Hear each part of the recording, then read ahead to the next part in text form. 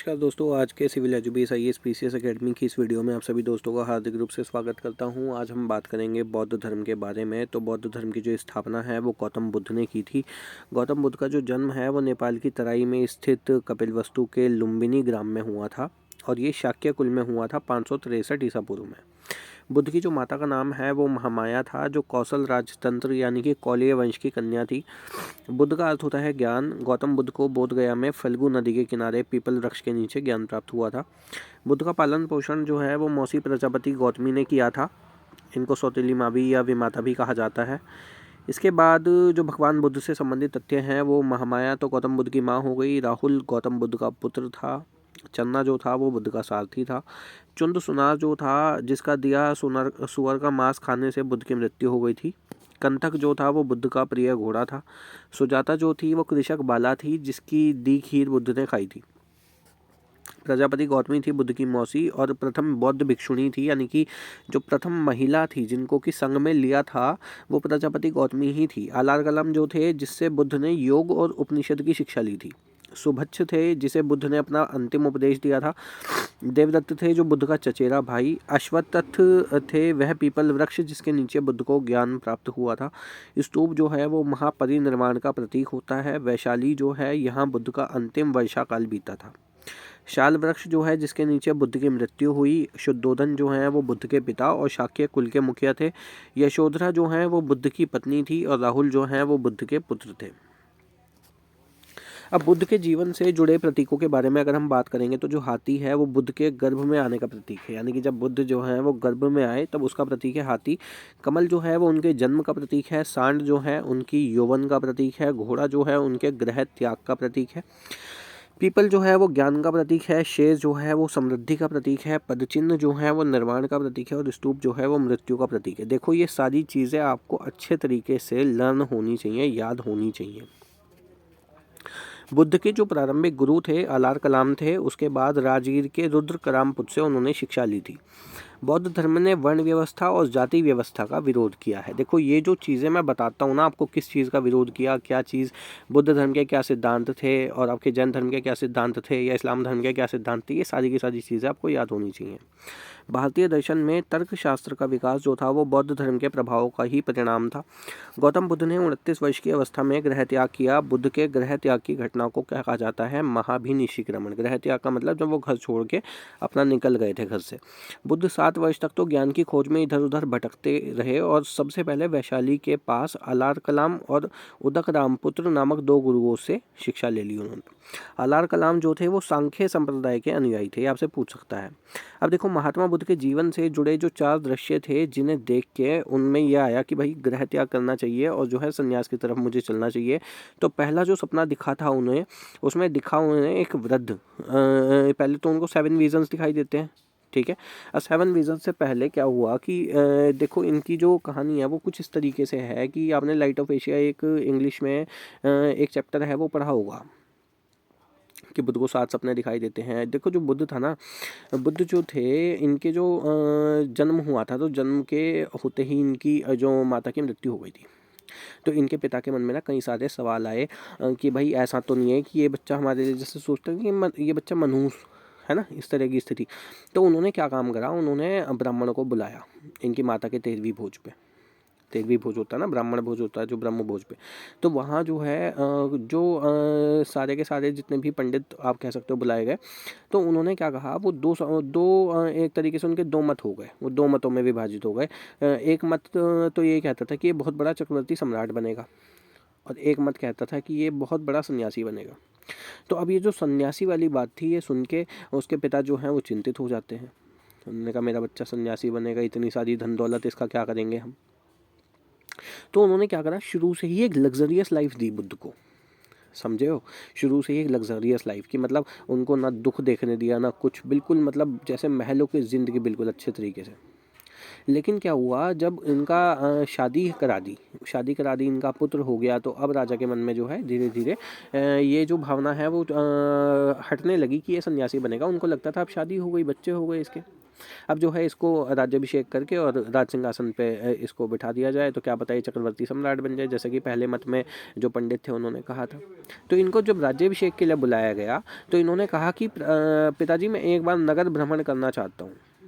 इनको कहा ठीक है आप नगर भ्रमण करिए। तो जब ये नगर भ्रमण के लिए जाते हैं तब इन्हें 4 दृश्य दिखाई देते हैं। पहले दृश्य में इनका जो है एक बूढ़ा व्यक्ति दिखाई देता है। तो ये अपने सारथी चन्ना से पूछते हैं कि चन्ना ये क्या है। उन्होंने कहा कि महाराज ये एक बूढ़ा व्यक्ति है, सबको बुढ़ापा आएगा एक दिन। उन्होंने कहा अच्छा जब आगे चलो। आगे चलते हैं तो दूसरे दृश्य में देखते हैं एक रोगग्रस्त व्यक्ति जब उन्होंने देखा तो उन्होंने देखा उसको कोढ़ हुआ था। उन्होंने पूछा चन्ना ये क्या है। उन्होंने कहा महाराज इसको रोगग्रस्त है ये। उन्होंने कहा अच्छा क्या मुझे भी ये रोग हो सकता है। कहने लग गया चन्ना कहता है कि महाराज हर कोई व्यक्ति किसी न किसी रोग से पीड़ित है। किसी को लालच है, किसी को तृष्णा है, किसी को ईर्ष्या है। हर व्यक्ति किसी न किसी रोग से पीड़ित है जो मृत्यु लोक में है आज। उन्होंने कहा चलिए आगे चलते हैं। तृतीय दृश्य देखते हैं तो एक मृतक व्यक्ति वो 4 कंधों पे उसको ले जा रहे थे राम नाम सत्य है करते हुए। उससे पूछते हैं भाई ये क्या है। कहने मानव के जीवन की अंतिम अवस्था है महाराज। इस व्यक्ति ने जो है अपना जीवन भोग लिया है और अब ये मृत्यु को प्राप्त हुआ है। तो उन्होंने कहा क्या ये अवस्था मुझे भी प्राप्त होगी। उसने कहा कैसा पागल आदमी है। कह रहे महाराज सबको होगी, जो मृत्यु लोक में आया है उसकी तो मृत्यु होगी। तो उनका मन जो है जीवन से उठ गया। वो देख रहे थे अब तक तो सुख ही सुख और अब उन्होंने देखा चारों तरफ दुख ही दुख है। चतुर्थ दृश्य में उन्होंने देखा एक सन्यासी जो कि एक प्रसन्न व्यक्ति, एक प्रसन्न मुद्रा में नदी के किनारे बैठा है। उसको कोई चिंता नहीं, कोई खाने कमाने की दिक्कत नहीं, वो तो अपना आराम से भगवान का ध्यान कर रहा है। उन्होंने देखा वही सबसे ज़्यादा प्रसन्न है। बस तभी से उनका मन बदल गया। उन्होंने कहा मुझे भी सन्यास चाहिए। तो वो सन्यास की तरफ अग्रसर हो जाते हैं। और जब वो ग्रह तो त्यागना पड़ेगा ना सन्यास में जाने के लिए। तो सन्यास में जाने के लिए उन्होंने ग्रह त्याग कर दिया था 29 वर्ष की आयु में। और उसको क्या कहा गया है, महाभिनिशीक्रमण कहा गया है। ये ध्यान रखिएगा। 6 वर्ष तक अथक परिश्रम और घोर तपस्या के बाद में वैशाख पूर्णिमा की रात को फल्गु निरंजना या पुनपुन नदी के किनारे पीपल वृक्ष के नीचे सिद्धार्थ को ज्ञान प्राप्त हुआ। और इसी दिन वे क्या हो गए, तथागत हो गए। उरुवेला से बुद्ध सारनाथ आए। सारनाथ जगह का नाम है। सारनाथ में कहाँ गए थे, तो ऋषिपत्तनम गए थे और मृगदाव गए थे। यहाँ पर उन्होंने 5 ब्राह्मण सन्यासियों को भद्दी, वप्पा, अश्जित, जिसको अस्तागी भी कहा जाता है, महानाम और कुंडिन्य, ये 5 लोगों को अपना पहला उपदेश दिया था। कहाँ दिया था दोस्तों, सबसे पहला उपदेश सारनाथ में दिया था। ये ध्यान रखिएगा, बात समझ रहे हो। सबसे पहला उपदेश इन्होंने सारनाथ में दिया था, इंपॉर्टेंट है, जिसे बौद्ध ग्रंथों में धर्म चक्र प्रवर्तन नाम से जाना जाता है। ये ध्यान रख लो। जब बुद्ध ने अपना पहला उपदेश दिया था उस घटना को क्या कहा जाता है, धर्म चक्र प्रवर्तन। Very very most important. Mahatma Buddha ने तपस और काल्पिक नामक 2 शूद्रों को बौद्ध धर्म का सर्वप्रथम अनुयायी बनाया। इंपॉर्टेंट। बुद्ध ने सबसे ज्यादा उपदेश कहाँ दिए, श्रावस्ती में। पहला उपदेश दिया सारनाथ में, लेकिन सबसे ज्यादा उपदेश दिए कहाँ पे, श्रावस्ती में। श्रावस्ती कहाँ है, तो उत्तर प्रदेश में है। ठीक है, ध्यान रखिएगा। बौद्ध धर्म का सर्वाधिक प्रचार जो है वो कौशल राज्य में हुआ। बुद्ध के 5 प्रिय शिष्य थे, अनिरुद्ध, आनंद, उपाली, सारिपुत्र और मोदगल्यायन। बुद्ध के प्रसिद्ध जो अनुयायी शासक थे वो थे बिंबिसार, जो कि हर्यक वंश के थे, प्रसेनजित कौशल के, और उदयन नागदाशक वंश के। बुद्ध अपना प्रचार करते हुए वे मल्लों की राजधानी पावा में पहुंचे, जहां वे चुंद नामक लोहार की आम्रवाटिका में ठहरे। आम्रवाटिका मतलब जो आम का एक बगीचा है, वो आम के पेड़ हैं वहां पे। उसने बुद्ध को सूकर मच्छर खाने को दिया। इससे उन्हें रक्तातिसार हो गया और भयानक पीड़ा उत्पन्न हुई। इस वेदना के बाद भी वे कुशीनारा यानी कि मल्ल गणराज्य की राजधानी जो कुशीनारा है वहां पे पहुंचे।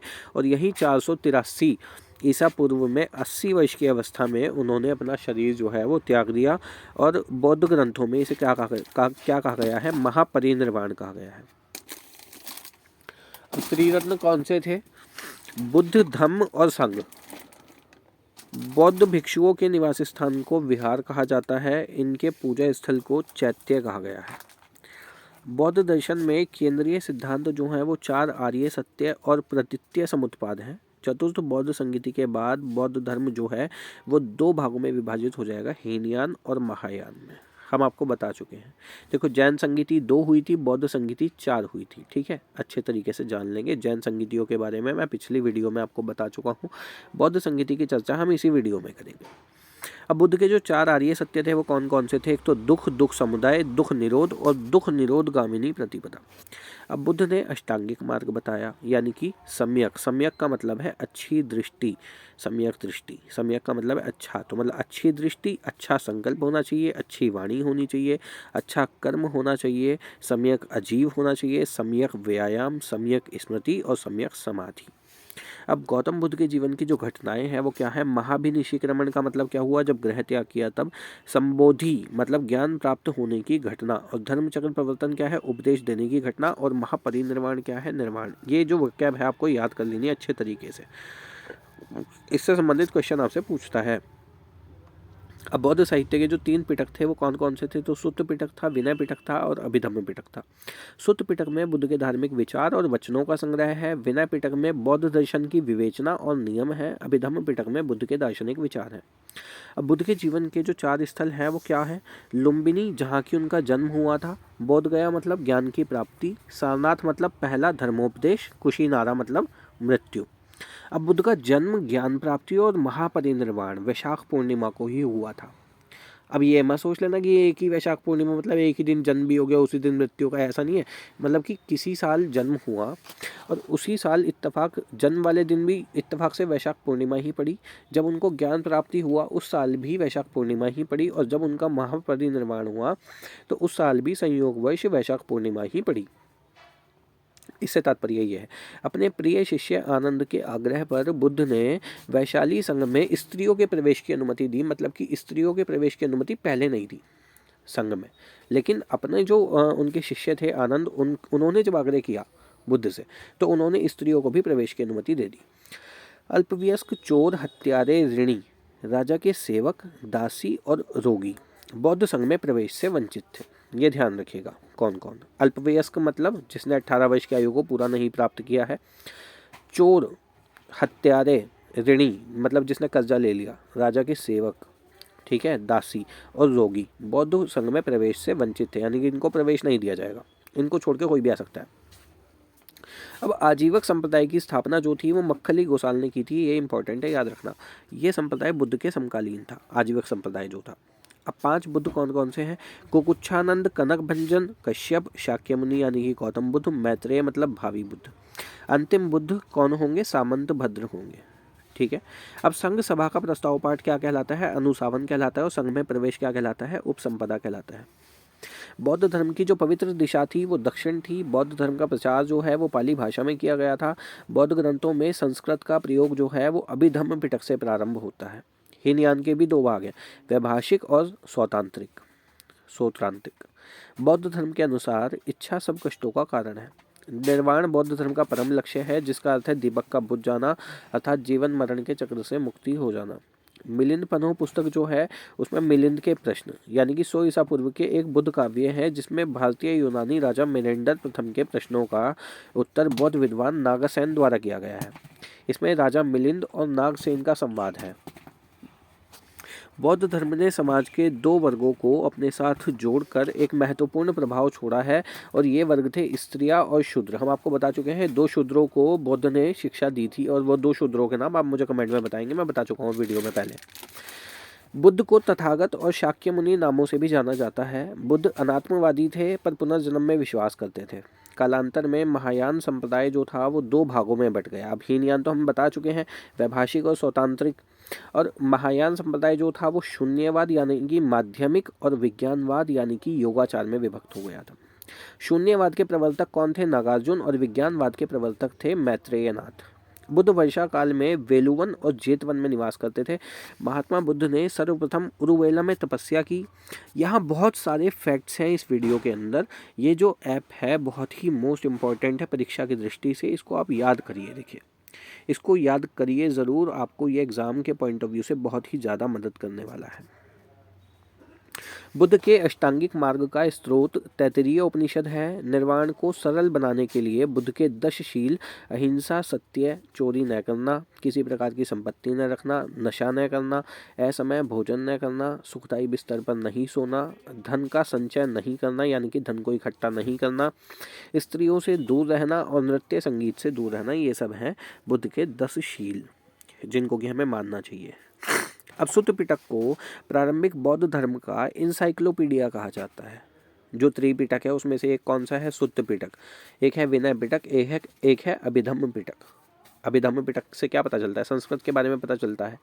लेकिन सुत्त पिटक जो है वो प्रारंभिक बौद्ध धर्म का क्या कहलाता है? इंसाइक्लोपीडिया कहलाता है। बुद्ध के पूर्व जन्म की कथाएं जो हैं वो जातक कथाएं बोलते हैं, वो कहाँ है? सुत्त पिटक में लिखी हुई हैं। बुद्ध के पंचशील सिद्धांत का वर्णन कहाँ मिलता है? तो छांदोग्य उपनिषद में मिलता है दोस्तों। छांदोग्य उपनिषद के बारे में हम पिछले वीडियोस में भी आपको बता चुके हैं। तिब्बत में बौद्ध धर्म का प्रचार करने वाले बौद्ध भिक्षु थे पद्मसंभव, दिव्य वंदना, दोहा कोसा, वज्रवेदिका और वामसाथ पाक्सिनी में से एक भारत में उत्पन्न सबसे बाद वाला बौद्ध धर्म का ग्रंथ जो है वो वामसाथ पाक्सिनी है। हीनयान और महायान में क्या अंतर है? तो हीनयान और महायान की अगर हम बात करेंगे तो हीनयान क्या है? महात्मा बुद्ध द्वारा स्थापित मूल धर्म था, और महायान जो था वो इसका संशोधित रूप था, बाद में जो सुधार कर दिया वो है। ये महात्मा बुद्ध को एक महापुरुष मानते हैं, जबकि ये महात्मा बुद्ध की देवतुल्य उपासना करते हैं। ये बोधिसत्व में विश्वास नहीं करते हैं, ये बोधिसत्व में विश्वास करेंगे। इनकी धार्मिक ग्रंथ जो है वो पाली भाषा में है, लेकिन महायान जो है वो संस्कृत भाषा में है। ये सन्यासी जीवन पर बल देते हैं और ये गृहस्थ जीवन पर बल देते हैं। ये लोग मूर्ति पूजा में विश्वास नहीं करते हैं, जबकि बुद्ध की पहली मूर्ति जो है वो महायान शाखा के अंतर्गत बनेगी और ईश्वर के रूप में पूजने की परंपरा भी यहीं से शुरू होगी। हीनयान संप्रदाय जो है वो प्रधानतः दार्शनिक है और महायान संप्रदाय जो है वो शुद्धतः धार्मिक संप्रदाय है। वज्रयान संप्रदाय का जो उदय हुआ था वो 7वीं शताब्दी में हुआ था। ये बौद्ध धर्म में बढ़ते तंत्र मंत्र के प्रभावों का परिणाम था। ये शक्ति की उपासना करते थे। इसमें तारा आदि देवियों को महत्व प्राप्त है। इसके सिद्धांत मंजूश्री, मूलकल्प तथा गुह्य समाज नामक ग्रंथों में निहित है। अशोक, मेनांडर, कनिष्क, हर्षवर्धन ने बौद्ध धर्म के प्रसार में विशिष्ट योगदान दिया था। बिहार और बंगाल के पाल शासकों ने बौद्ध धर्म के प्रचार प्रसार में अद्वितीय योगदान दिया था। नालंदा और विक्रमशिला विश्वविद्यालय क्या थे? बौद्ध शिक्षा के प्रधान केंद्र थे। करमापा लामा तिब्बत के बौद्ध संप्रदाय कंगयुप्पा वर्ग से संबंधित थे। अब 4 बौद्ध संगीतियों के उद्देश्य क्या थे? कि प्रथम में क्या किया गया था? बुद्ध के उपदेशों को 2 पिटकों में, विनय और सुत्त पिटक में संकलित किया गया था।